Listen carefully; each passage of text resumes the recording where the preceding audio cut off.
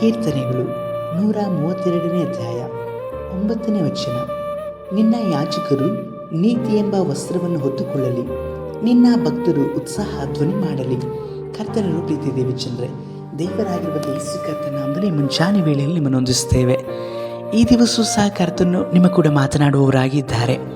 ಮತ್ತೊಂದು ಸಭಾದಿನ, ಮತ್ತೆ ನಾವು ತಿರುಗಿ ಕರ್ತನನ್ನು ಸಮೀಪಿಸಿ ಸಭೆಯಾಗಿ ಎಲ್ಲರೂ ಒಂದು ದೇಹವಾಗಿ ಶಿರಸ್ಸಾಗಿರುವ ಆತನನ್ನು ಆರಾಧಿಸುವಂತಹ ದಿನ. ಅದಕ್ಕೋಸ್ಕರವಾಗಿ ದೇವರು ನನ್ನನ್ನು ನಿಮ್ಮನ್ನು ಆರಿಸಿ ತೆಗೆದುಕೊಂಡಿದ್ದಾರೆ. ದೇವರ ಆಲಯದಲ್ಲಿ ನಾನು ನೀವುಗಳೆಲ್ಲರೂ ಸಹ ಯಾಜಕರಾಗಿ ನಿಲ್ಲುವಂಥದ್ದು ಇಷ್ಟು ದೊಡ್ಡ ಭಾಗ್ಯವಲ್ಲವಾ? ಕರ್ತನು ನಿಮ್ಮನ್ನು ಯಾಜಕರಾಗಿ ಆರಿಸಿ ತೆಗೆದುಕೊಂಡಿದ್ದಾರೆ. ನೀನು ದೇವರ ಯಾಜಕಳಾಗಿದ್ದೀಯ. ಕರ್ತನ ಯಾಜಕರಾಗಿರುವಂಥ ನಮಗೆ ನೀತಿ ಎಂಬ ವಸ್ತ್ರ ಅಮೂಲ್ಯವಾದದ್ದು. ಪರಿಶುದ್ಧತೆ ಮುಖ್ಯ. ಪರಿಶುದ್ಧತೆ ಇಲ್ಲದಂತೆ ಯಾರೂ ಸಹ ಕರ್ತನನ್ನು ಕಾಣಲಿಕ್ಕೂ ಸೇವಿಸಲಿಕ್ಕೂ ಸಾಧ್ಯವಿಲ್ಲ.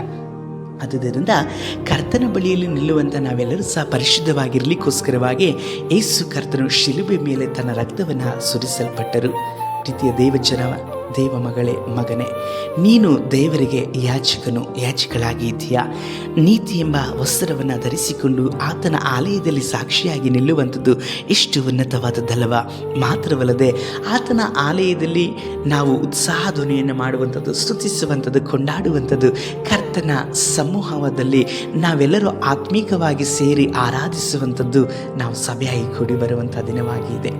ಸಭೆಯಲ್ಲಿ ಕರ್ತನನ್ನು ಆರಾಧಿಸಲಿಕ್ಕೂ ಘನಪಡಿಸಲಿಕ್ಕೂ ಹೊರಗಡೆ ನಾವು ಸಾಕ್ಷಿಯಾಗಿ ನಿಲ್ಲಲಿಕ್ಕೋಸ್ಕರವಾಗಿಯೂ ಯೇಸು ನಿಮ್ಮನ್ನು ಆರಿಸಿ ತೆಗೆದುಕೊಂಡಿದ್ದಾರೆ. ದೇವರ ಯಾಜಕತ್ವವಾದ ಅಭಿಷೇಕ ನಿನ್ನ ಮೇಲೆ ಉಂಟು.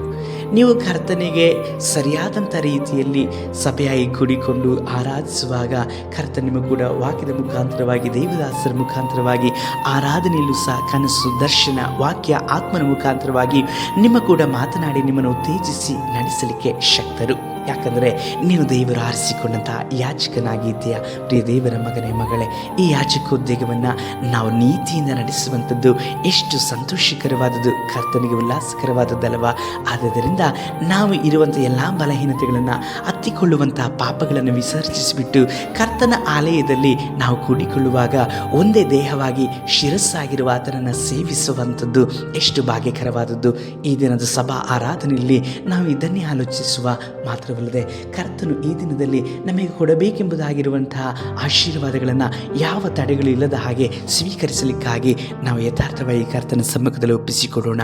ಸರ್ವಶಕ್ತನಾದ ದೇವರೇ, ಈ ಸಹೋದರ ಸಹೋದರಿಯನ್ನು ಮುಟ್ರಿ ಈ ದಿನದಲ್ಲಿ ನಿನ್ನ ಯಾಜಕಳಾಗಿ ಕರ್ತನೆ, ನಿನ್ನ ಆಲಯದಲ್ಲಿ ಕೂಡಿಕೊಂಡು ಕರ್ತನೆ ನಿಮ್ಮ ಆಶೀರ್ವಾದಗಳನ್ನು ಅನುಭವಿಸುವ ಹಾಗೆ ಸಹಾಯಿಸಿರಿ. ನಮ್ಮ ರಕ್ಷಕನಾದ ಯೇಸು ಕರ್ತ ನಾಮದಲ್ಲಿ ತಂದೆಯೇ, ಆಮೇನ್.